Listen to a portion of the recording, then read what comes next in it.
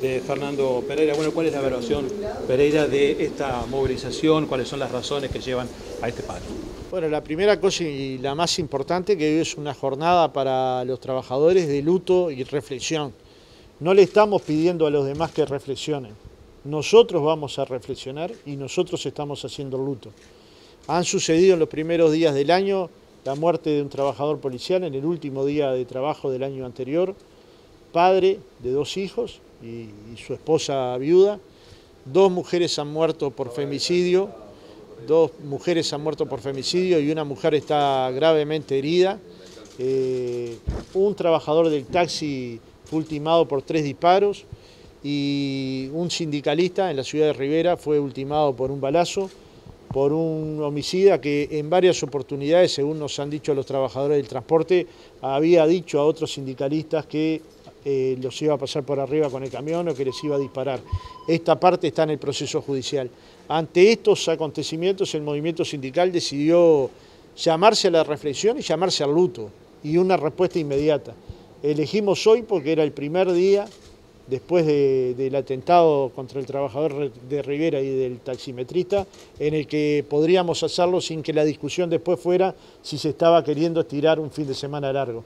Pero la respuesta que se quiso dar fue inmediata, para después canalizar otras propuestas que hay sobre la mesa. La primera es convocar una mesa representativa nacional ampliada para la primera semana de febrero, que laude una movilización para la tercera semana de febrero, que esperamos contar con las más vastas organizaciones sociales vinculadas a los derechos humanos, vinculadas al feminismo, vinculadas a las distintas creencias religiosas, vinculadas a toda la sociedad que sin exclusiones quiera participar de un llamado masivo a la construcción de una cultura de paz, a una cultura de tolerancia, una cultura de diálogo que no dirima las diferencias a través de la violencia, sino a través de conversar, a través de entender la posición del otro, tratar de acercar las partes y si eso no es posible, buscar mediación, pero nunca terminar con la violencia. Un dato fuertísimo es que el año pasado hubo 33.000 denuncias de mujeres de violencia o de sus esposos, o de sus ex esposos, o de algún familiar directo, lo cual, digamos, nos marca un problema que tenemos como sociedad. Nos estamos comportando violentamente y no podemos mirar con indiferencia que entre una madre y golpee a su maestra, a la maestra de sus hijos, un bien a preservar. La escuela es territorio de paz, de construcción de ciudadanía, o a la directora de la escuela. No podemos ver con indiferencia que algunos productores agropecuarios, sin querer esto, hacerlo extensivo a la totalidad, cometan actos de violencia contra sus trabajadores por reclamar derechos. No podemos mirar con indiferencia que problemas en el tránsito se lauden como peleas de boxeo y no como se tendría que laudar, llamando cada uno a su seguro para resolver las situaciones o atendiendo si hubiera alguna dificultad al que estuviera lesionado. Ni podemos ver las contiendas deportivas, que nosotros estamos llenos de pasión. Nosotros sentimos pasión por el fútbol y el básquetbol, pero no creemos que la forma de desarrollar esa pasión sea construyendo para hacer un partido miles de trabajadores policiales que se han reunido con nosotros y nos han contado las cosas que padecen los días de esos partidos. Es decir, esta reflexión la queremos hacer con otros. Hemos escuchado la propuesta de la socióloga Teresa Herrera, nos pareció interesante en primera instancia que se construya un fondo que permita iniciativas a favor de la paz y contra la violencia, y vamos a analizar esa y otras propuestas de organizaciones que tienen más experiencia que nosotros en el tema para ponerle la mayor fuerza a un tema que obviamente nos ha golpeado fuerte. ¿Ustedes constatan una mayor animosidad contra los dirigentes sindicales a nivel social? Bueno, yo pienso que hay para el léxico vulgar una especie de manija permanente. Hay algunas placas en las redes sociales que marcan. Ahora empezó la esperanza, mataron a un dirigente sindical en Rivera, yo creo que ha circulado muy masivamente, o ya matamos una lacra, y esa manija que se da después termina generando odios que uno nunca sabe dónde terminan. Subestimar esos odios, yo creo que es subestimar lo que le está pasando a buena parte de la sociedad, que va generando una cultura de agresividad que después, bueno, la dirimimos en cualquier lugar, en cualquier situación, en cualquier circunstancia. Y esta animosidad yo creo que ustedes mismos la ven. Basta ver colgada una información sobre una noticia sindical y los comentarios abajo son agresivos hacia nuestra familia, hacia nuestra vida, hacia nuestra situación. Y esto, digamos, no lo podemos dejar pasar desapercibido.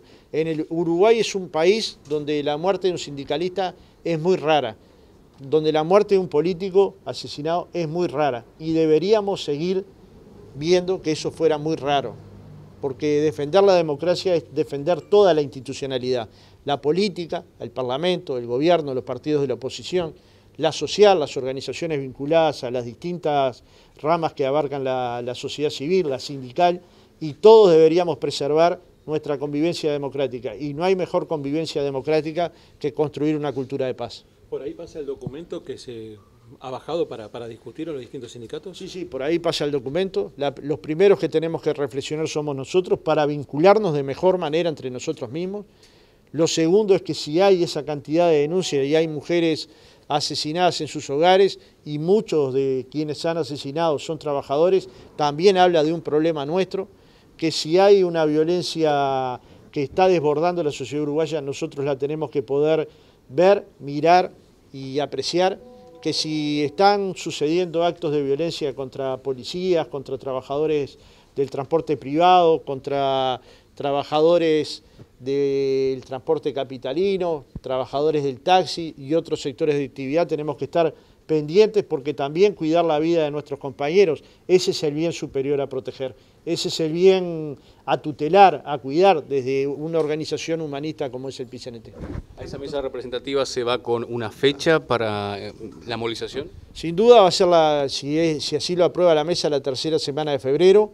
Ustedes saben que esta respuesta la estamos dando con dos sectores importantes de actividad en pleno receso, tres sectores importantes de actividad en pleno receso, la enseñanza, los judiciales y el sector de la construcción. Los compañeros todos, de una u otra manera, los que están en receso han tratado de construir un discurso y tratado de comunicar a sus afiliados esta jornada de reflexión, de forma tal que estamos haciendo, no en las mejores jornadas, no en las mejores situaciones, pero sí con el mayor entusiasmo, una jornada que implique tratar de pelear contra un flagelo.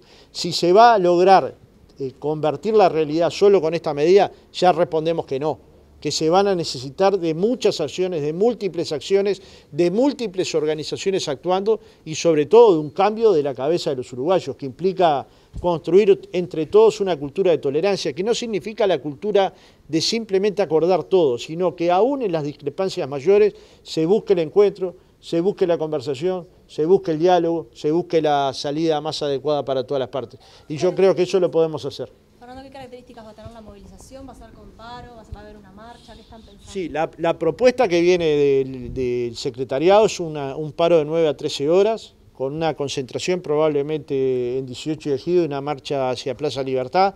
Esto lo puede llegar a modificar la mesa representativa, pero es una propuesta que llega unánimemente.